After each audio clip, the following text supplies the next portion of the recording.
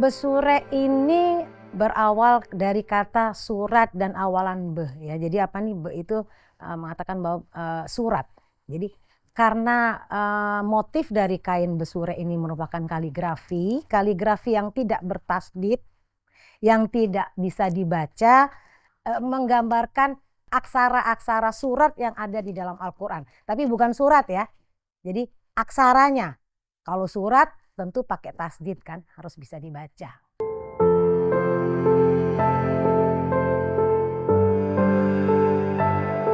Masuknya kain besure ataupun batik Bengkulu itu ke Bengkulu pertengahan abad 17 banyak dikatakan pada saat Sentot Alibasah masuk ke Bengkulu. Itu terjadi pada tahun 1833, di mana pada saat itu Sentot Alibasah bersama keluarga diasingkan ke Bengkulu. Pada awalnya Sentot dan pasukan itu dibuang ke Sumatera Barat. Tapi di sana justru Sentot dan pasukannya membantu Perang Padri. Nah, jadi pada saat itu pihak Belanda kemudian memutuskan untuk memisahkan Sentot Alibasah dengan pasukannya dan kirimlah beliau beserta keluarga itu ke Bengkulu. Nah, di sini juga dipercaya bahwa kegiatan Sentot Alibasah bersama keluarga, mana pada saat itu melakukan kehidupan sehari-hari, seperti yang kita ketahui bahwa batik ini sangat identik dengan adat Jawa. Nah, jadi di sanalah terjadi akulturasi ataupun perpaduan antara adat Bengkulu yang pada saat itu lebih banyak dikenal dengan kain tenun, kemudian mulailah masuk pengaruh batik di Bengkulu pada saat itu. Kalau asal muasalnya kan dari abad 17 datangnya batik besure. Batik itu datang ke Bengkulu yang dibawa oleh pedagang-pedagang Arab dan pedagang-pedagang India yang masuk ke Bengkulu. Setelah itu mungkin pada waktu zamannya Sentot dibuang ke Provinsi Bengkulu, terjadi asimilasi dengan penduduk sehingga kain batik besure ini merupakan kain keseharian bagi peradaban masyarakat Bengkulu.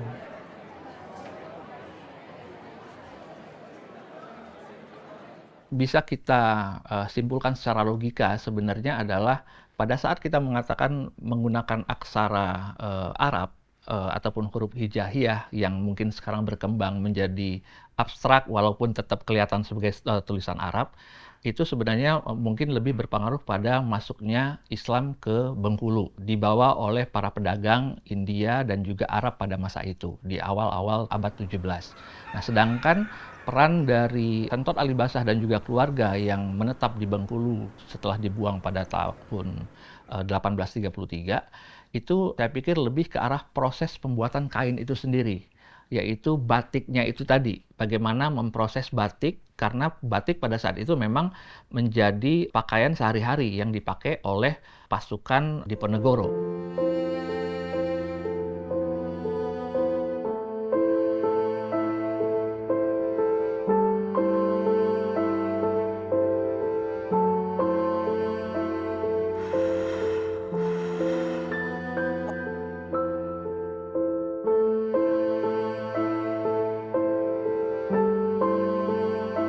Jadi kenapa kemudian menggunakan aksara dalam motif batik ini?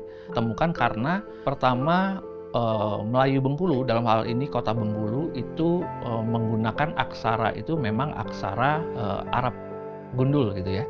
Itu mungkin bisa kita temuin juga di salah satu koin-koin mata uang Bengkulu pada saat itu.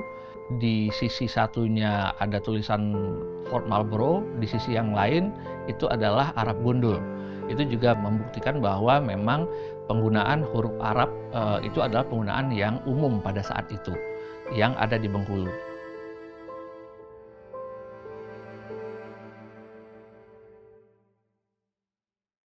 Nah, tetapi untuk pengembangannya, untuk masa yang waktu itu pertama kali itu tahun 80-an.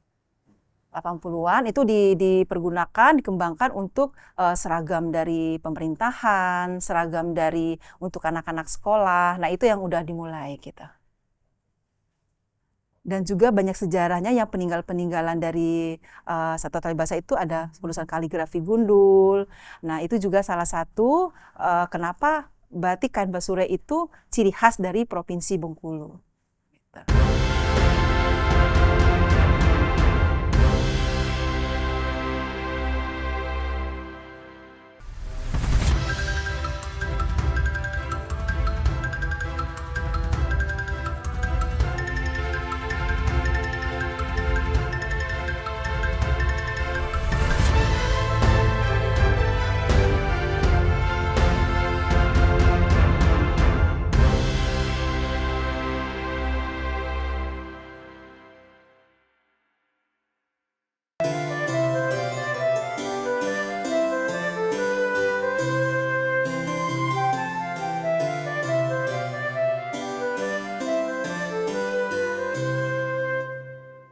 Pada awalnya mungkin memang hanya dilakukan untuk acara-acara penting ataupun acara-acara adat yang sifatnya sangat penting, misalnya pernikahan, kemudian ada kematian, dan juga ada kelahiran. Awal daripada kain bersure ini dipakai hanya dalam 2 kegiatan. 1 kegiatan duka dan 2 kegiatan gembira ya. Seperti kalau gembira itu mengkekahkan anak atau pengantin. Untuk fase-fasenya batik basurek itu sebenarnya dari dahulu, dari nenek moyang kita itu udah ada sih sebenarnya. Pertama untuk kalau orang baru melahirkan itu udah ada buayan. Kalau untuk di kelahiran sebenarnya mungkin banyak yang awalnya itu digunakan hanya sebagai bedong ya, kalau istilah sekarang ya, sebagai bedong bayi. Di mana memang kalau kita lihat sekarang mungkin sudah jarang kita temuin gitu ya. Tapi mungkin generasi-generasi di atas kita itu masih memegang teguh dalam artian adat ini dilakukan untuk sebagai doa menyambut bayi itu sendiri. Jadi selain diazankan atau dikomatkan oleh sang ayah, kain besurek sebagai bedong ataupun sebagai selimut sang bayi ini juga dipercaya untuk dapat memberikan doa yang baik atas kedatangan anggota keluarga yang baru ini.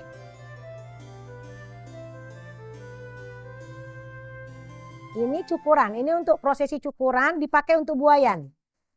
Nah, ini dipasang untuk buai. Ya. Dipasang di tempat buayan, dia akan menjadi seperti ini. Nah, di buayan itu kan anak bayi itu kan dinarasikan kan untuk pelajaran-pelajaran hidup dia ke depan. Bahwa harus santun, harus berbakti di dalam buai. Setelah kain ini, itu ditaruh lagi kain 7 lapis, tapi bukan kain batik. Bukan kain besurek, kain batik biasa. Untuk tempat duduknya 7 lapis, baru anak bayinya ditaruh. Dibuai dia sambil dinyanyikan. Biasanya dipakainya boleh warna merah, boleh warna biru. Terserah, kalau saya modif biasanya kalau dia anaknya perempuan saya kasih warnanya merah. Kalau dia laki-laki warnanya biru. Biasanya itu warnanya agak kemerah-merahan ya. Jadi itu menimbulkan semangat suatu anak ini supaya menjadi dia orang lebih baik untuk lingkungan masyarakat. Nah itu salah satunya untuk dari buayan tadi. Itu sebenarnya ada lagu salawatnya. Jadi itu kan didoakan hal-hal yang baik untuk anak tadi gitu. Setan iblis minta jauhkan Tuhan. Dipakai untuk kelahiran dan kematian, di mana kain itu memang disematkan atau disisipkan doa-doa yang baik gitu ya.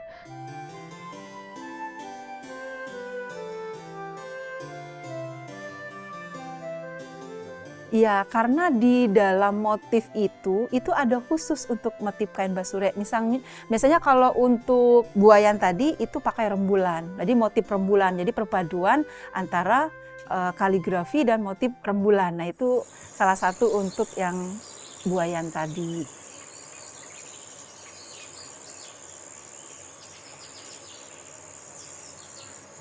Di awal kelahiran itu disambut dengan cara Islam.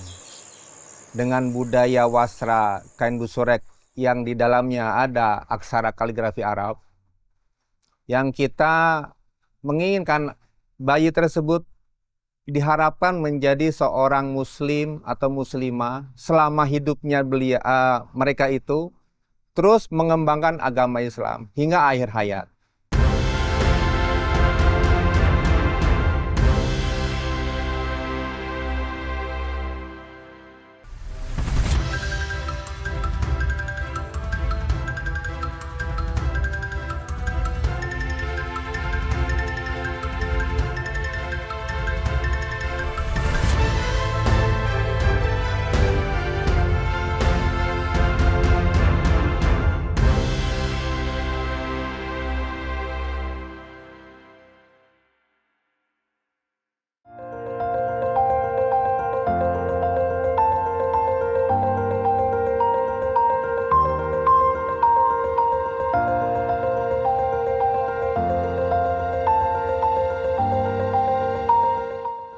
Kalau untuk pernikahan biasanya itu dia untuk berziarah ya.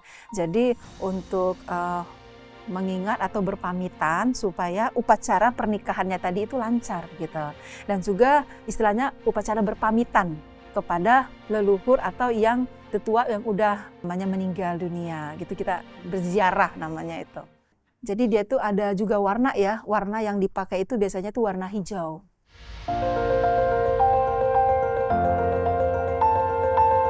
Prosesi bedabung. Bedabung tuh di situ mengeluarkan aura pengantin dan berpamit pada keluarga pengantin untuk mencukur rambut-rambut halusnya.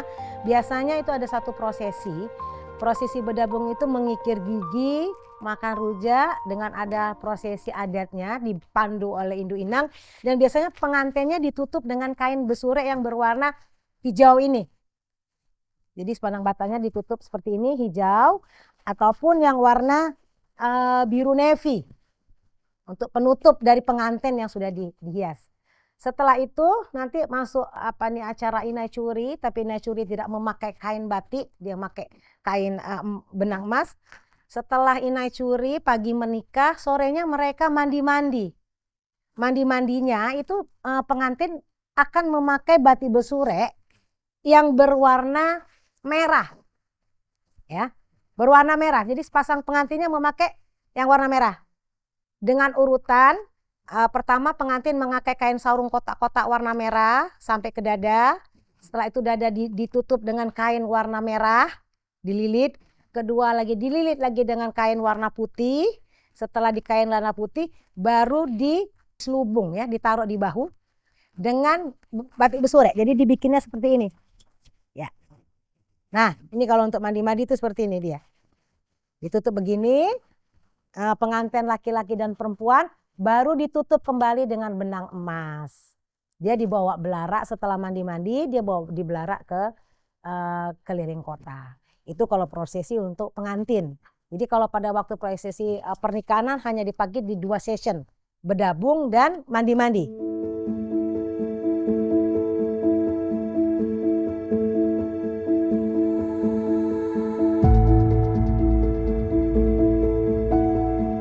Kalau untuk mandi-mandian itu biasanya itu warna kayak kemerah-merah marun ya untuk pengantin perempuannya. Itu juga melambangkan dari bunga melati. Nah, bunga melati ini keagungan, keceriaan seorang perempuan. Itu yang untuk melambangkan dari motif kain basurek, dipadu-padankan dengan motif kaligrafinya. Bahwa semua sesuatu itu tidak terlepas dari Yang Maha Kuasa. Kalau untuk kikir gigi itu biasanya itu hampir sama sih ya, warnanya itu ada warna hitam keemasan, ada juga rata-rata itu kemerah marunan biasanya itu yang banyak dipakai.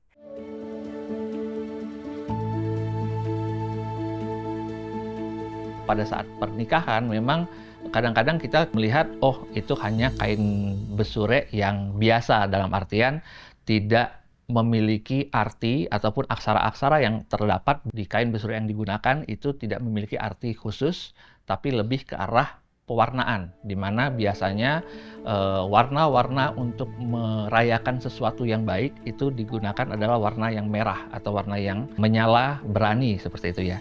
Karena kita juga terpengaruh oleh budaya Melayu di mana warna merah, kuning, hijau itu adalah warna-warna yang dominan, dan ini juga kadang-kadang dipakai. Jadi bisa saja Ada yang memakai kain itu berwarna merah, ada juga berwarna hijau terang, dan ada juga yang memakai berwarna kuning terang. Tapi lebih umum itu adalah warna merah, karena biasanya memang warna merah itu mencerminkan perayaan atas sesuatu yang baik terjadi. Jadi batik besurek ini juga zaman dahulu dipakai oleh hulu balang di dalam satu kerajaan. Karena hulu balang hanya boleh memakai detar dari batik besurek. Kalau raja itu dari benang emas. Nah, contohnya seperti ini. Ini detar yang dari batik besurek. Ini kainnya.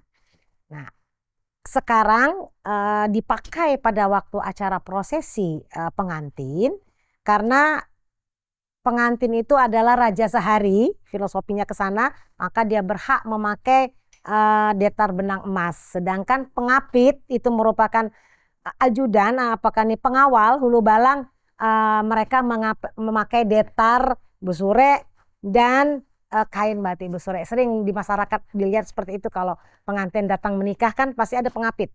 2 orang pengapit memakai detar batik besurek.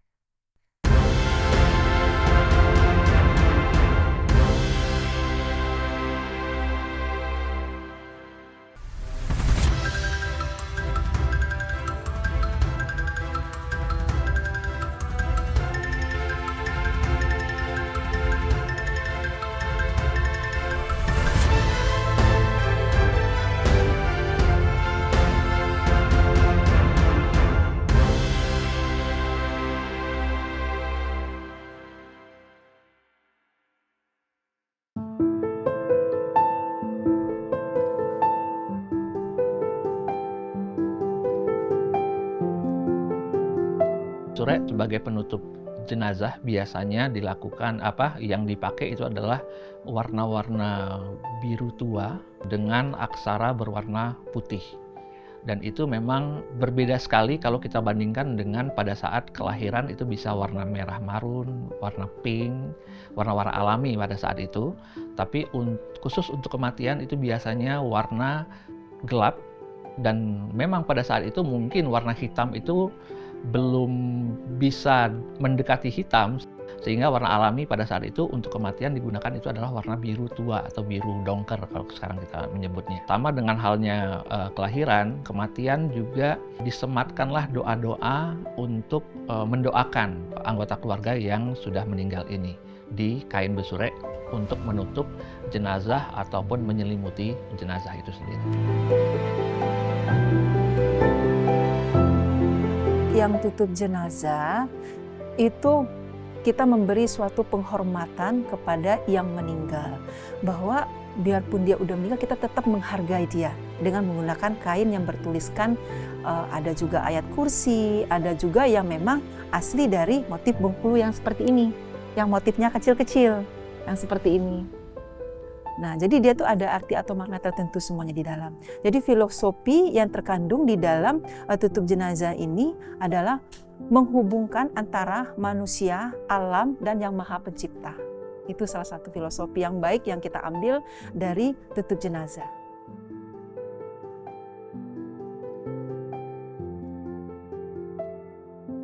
Jadi kalau untuk penutup jenazah, dia seperti ini. Ini kebetulan saya masih menyimpan kain lamanya. Kalau kain lama, panjang lebar kainnya hanya 90 cm, tidak 115. Ini kain untuk menutup jenazah. Nah, ya, ini untuk menutup warnanya biru. Di keranda juga, jadi dari tutup jenazah tadi bisa ditaruh di atas gerandanya lagi.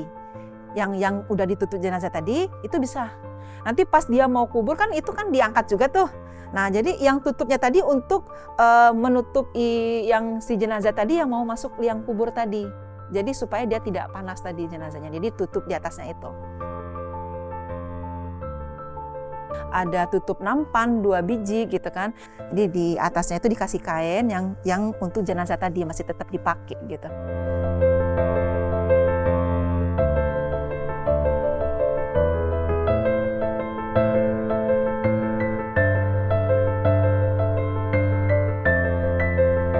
sekarang berkembang, dibuatlah ada tulisan innalillahi atau apalagi ya la ilaha illallah. Itu sudah pengembangan ya, disesuaikan dengan kebutuhan kegiatan pada saat itu. Nah, nanti dia tuh kan ditulis ayat kursi. Ada juga yang cuma tulisan innalillahi wa inna ilaihi raji'un kiri kanan, tetapi dia yang latarnya itu dia tetap motif kain lama. Motifnya kecil-kecil. Jadi dia tidak meninggalkan motif-motif kain yang aslinya tadi.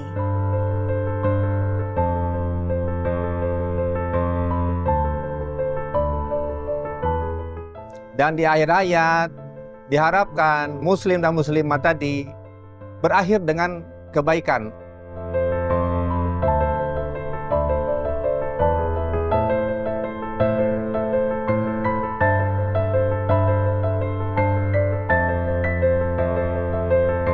Kita jangan malu dan harus bangga menggunakan pakaian batik ini di semua hal. Dalam hal ini tadi kita katakan bahwa kain besure ini dipakai sebagai menyambut sukacita pada saat kelahiran seorang bayi, kemudian digunakan pada saat pernikahan, bahkan kemudian dipakai untuk menutupi jenazah atau menyelimuti jenazah. Jadi bisa dikatakan bahwa kain besure ini benar-benar sudah mengakar bagi kehidupan masyarakat Bengkulu dari zaman dulu. Nah, untuk itu kita sebagai generasi penerus ya sudah lumrah untuk tetap menggunakannya, tetap membanggakannya, dan tentu saja bagaimana caranya supaya budaya kain besure ini tetap lestari dan juga tetap berkembang di masa yang akan datang.